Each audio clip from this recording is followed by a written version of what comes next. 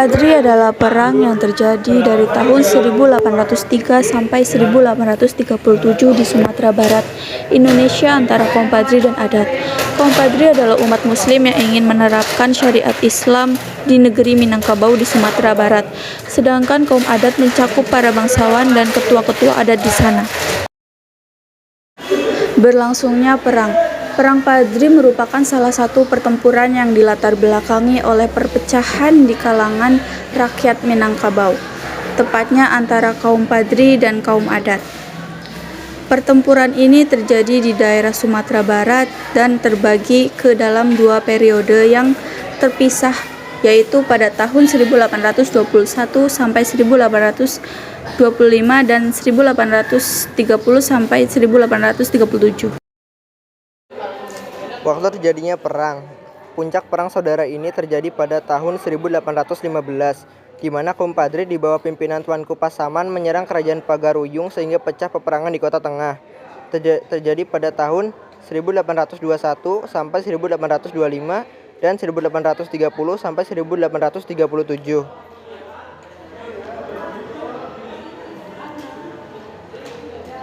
Pelaku perang.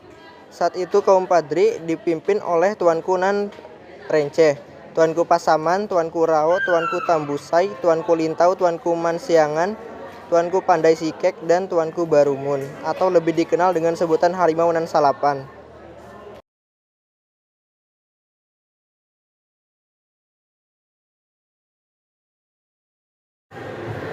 Perang Padri bisa disebut juga sebagai perang saudara, karena dalam perang tersebut melibatkan Minang dan Mandaling. Kaum Padri dipimpin oleh Harimau Nan Salapan, sementara kaum adat dipimpin Sultan Arifin Muningsyah.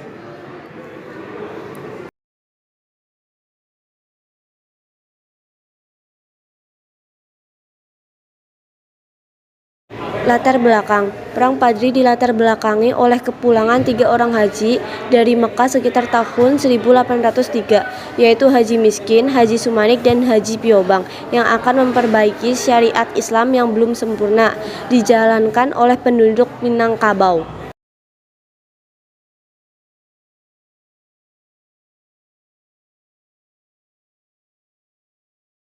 Jalannya perang. Perang Padri ada 3 tahap, yaitu A. Tahap 1 tahun 1803 sampai tahun 1821. Tahap pertama ini murni perang saudara tanpa ada campur tangan Belanda. Perang ini mengalami perkembangan baru saat kaum adat meminta bantuan kepada Belanda. Sejak saat itu dimulai perang Padri melawan Belanda. Tahap 2. Perang sudah mereda karena Belanda berhasil mengadakan perjanjian dengan kaum Padri yang makin melemah. Setelah Perang Diponegoro selesai, Belanda kembali menggempur kaum Padri di bawah pimpinan Letnan Kolonel L.O. tahun 1831. Kemudian disusul oleh pasukannya dipimpin oleh Mayor Mikel. Tahap 3. Perang mengusir Belanda. Sejak tahun 1831, kaum adat dan kaum Padri bersatu melawan Belanda yang dipimpin Tuanku Imam Bonjol. Kapan Tuanku Imam Bonjol yang dibawa ke Padang. Lalu Tuanku Imam Bonjol diasingkan ke Cianjur pada tahun 1838. Kemudian tahun 1839 dipindahkan ke Ambon. 3 tahun kemudian dipindahkan ke Manado sampai dengan meninggal dalam usia 92 tahun.